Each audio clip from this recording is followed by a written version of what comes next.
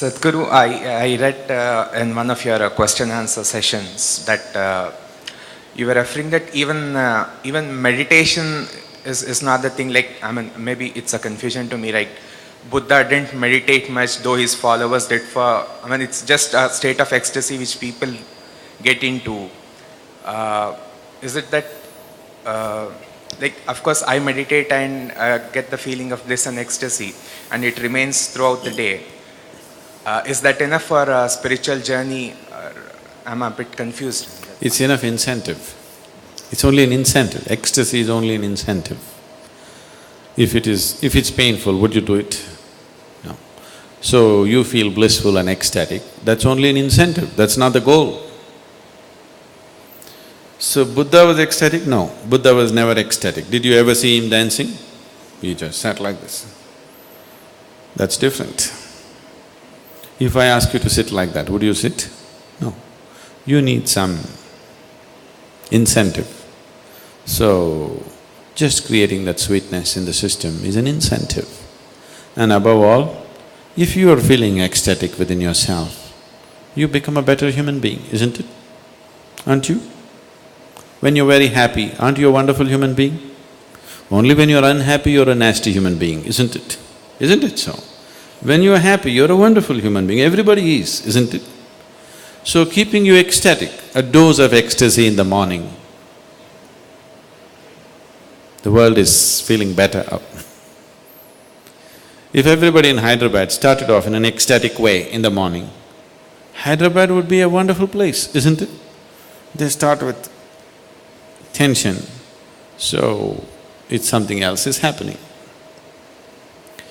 So ecstasy is not the goal of meditation, it is just an incentive to keep you going, because otherwise you wouldn't go. So what is meditation? The purpose of… if we have to look at the purpose, if you sit in meditation, slowly it will become like this, your body is here, your mind is out there, what is you is somewhere else. Once these three things are happening separately, once there is a space between you and the body, between you and the mind, this is the end of suffering. Once the fear of suffering is taken away, only then you will keep your instinct of self-preservation down, otherwise you won't keep it down. As long as the fear of suffering is there, you will not keep the instinct of self-preservation down. The only reason why you are naturally not spiritual is because you have empowered your instinct of self-preservation too much. All the time it is trying to make you like a bubble in the world, separate bubble, not willing to mix with anything. So unless you keep your instinct of self-preservation down, you will not become spiritual in any way. You will not know life as one happening. You will always be an individual, trapped. Have you noticed even in your general life, when you're very happy, you keep your guards down? Isn't it so? When you're unhappy, fully shielded. When you're happy, little down, isn't it? When you're very happy, it's all down. Have you noticed this? So this is the reason why you're willing to be happy only among certain people.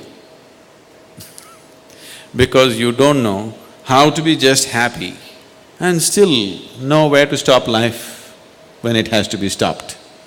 You're willing to be happy only with 5 people in your life because you think that is the only safe atmosphere where you can be happy, because you have always understood happiness as a certain vulnerability. See, just say you walk on the street and you smile at anybody, they look like this. Why? What's their problem smiling back at you? What are they going to lose? They think if I smile, he may exploit me. How will he exploit you? If he comes to pick your pocket, you can stop him. If he smiles, even a pickpocket smiles at you, why can't you smile at him? What is the problem? Just try today and see, just go out and smile.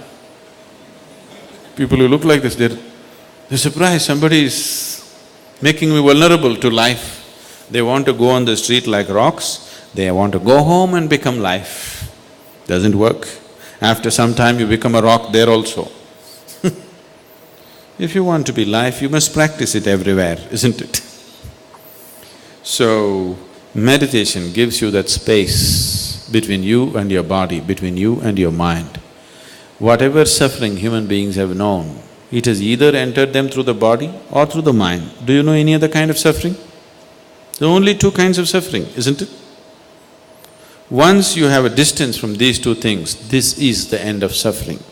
Once the fear of suffering is taken away, only then you are willing to venture into other dimensions of life. Otherwise, no matter what I tell you, you are only looking for safety.